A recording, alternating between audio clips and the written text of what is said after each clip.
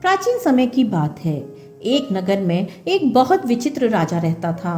उस राजा की एक बड़ी ही अजीब आदत थी।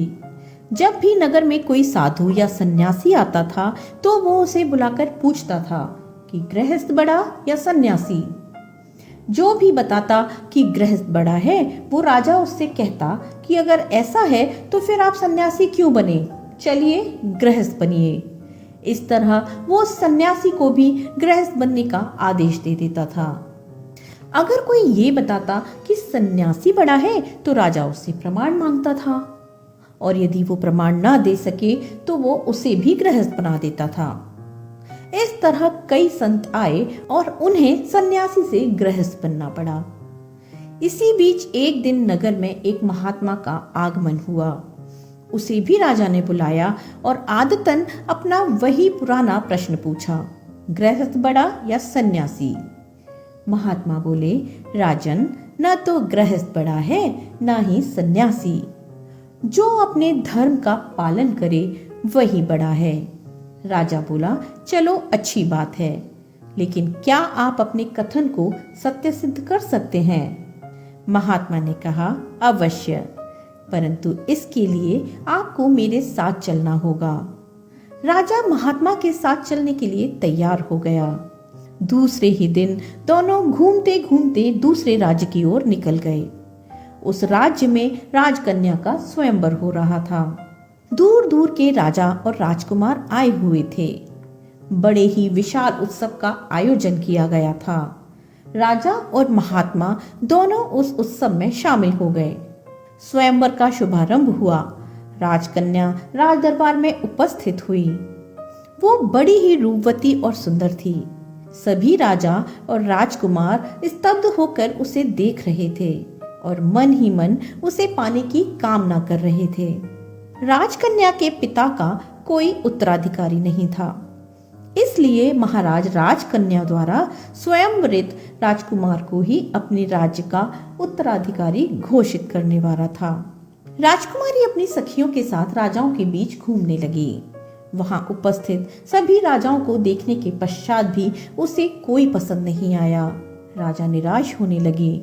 राजकुमारी के पिता भी सोचने लगे कि स्वयंवर व्यर्थ ही जाएगा, क्योंकि राजकुमारी को तो कोई वर पसंद ही नहीं आया।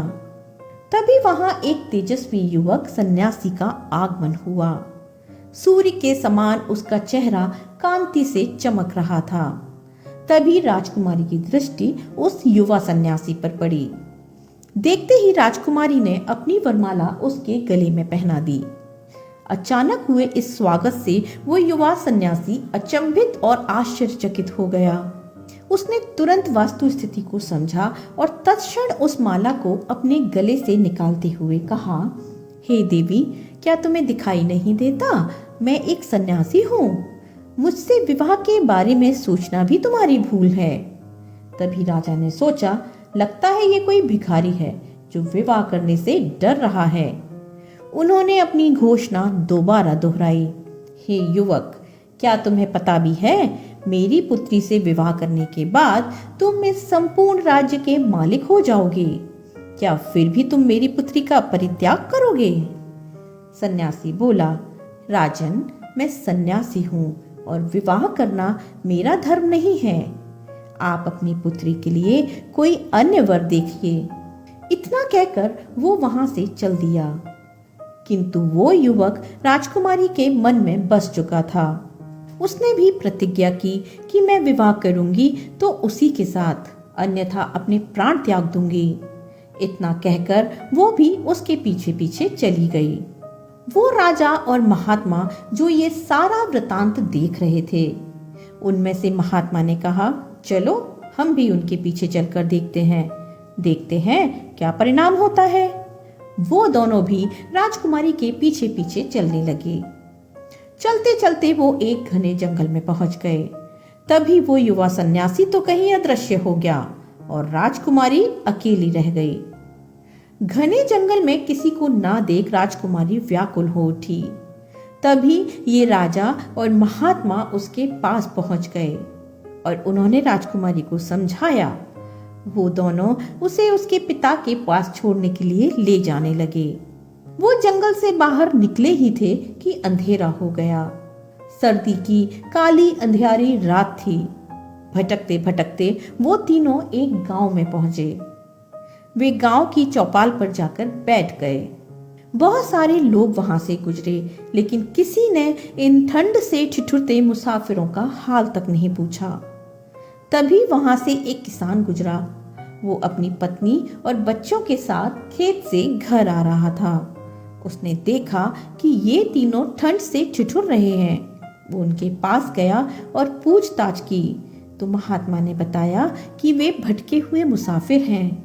किसान बोला, हे अतिथि देव, अगर आप चाहें तो आज रात मेरे घर ठहर सकते हैं। वो उनको घर लेकर गया, भोजन का पूछा और भोजन करवाया। उस दिन उनके घर में ज्यादा अनाज नहीं था, अतः किसान और उसकी पत्नी ने अपने हिस्से का भोजन अतिथियों को करवा दिया और स्वयं भूखे ही सो गए। सुबह हुई। राजकन्या को उसके पिता के पास छोड़कर राजा और सन्यासी दोनों वापस अपने नगर को चल दिए। महात्मा ने राजा से कहा, देखा राजन, राजकन्या और राज को छोड़ने वाला ये सन्यासी अपनी जगह कितना बड़ा है, और हमारे अतिथि सत्कार के लिए स्वयं भूखा सोने वाला वो गृहस्थ किसान अपनी जगह बड़ा है। एक तरफ सन्यासी ने राज, वैभव और रमणी का तनिक भी मोह न करके अपने धर्म का पालन किया है, इसलिए वो निश्चय ही महान है। दूसरी तरफ उस दंपति ने अपना व्यक्तिगत स्वार्थ न देखकर अतिथि सेवा को प्रधानता दी, इसलिए वो दोनों भी निश्चय ही महान हैं। किसी भी देश, काल और परिस्थिति में अपने धर्म और कर्तव्य का पालन करने वाला मनुष्य ही बड़ा होता है, फिर चाहे वो गृहस्थ हो या सन्यासी, कोई फर्क नहीं पड़ता। इस तरह महात्मा ने अपनी बात को सत्य सिद्ध किया और राजा भी उसकी इस बात और प्रमाण से संतुष्ट हो गया। भगवत गीता में भी जब भगवान श्री कृष्ण ने अर्जुन को ज्ञान, योग और सन्यास के बारे में बताया तो अर्जुन सन्यास की ओर आकर्षित होने लगा। अर्जुन ने भगवान से पूछा कि क्या आप मुझे ये बताएंगे कि मेरे लिए क्या श्रेष्ठ है। भगवान श्री कृष्ण ने धर्म और कर्तव्य को श्रेष्ठ बताया और बताया कि तुम्हारा धर्म क्षत्रिय है और युद्ध करना ही तुम्हारा कर्तव्य है। यदि मोहवश तुम युद्ध नहीं करोगे तो आने वाली पीढ़ियों से तुम्हें अपयश की प्राप्ति होगी और तुम्हारी उज्जवल कीर्ति नष्ट हो जाएगी। इस तरह श्री कृष्ण ने कर्म को प्रधानता दी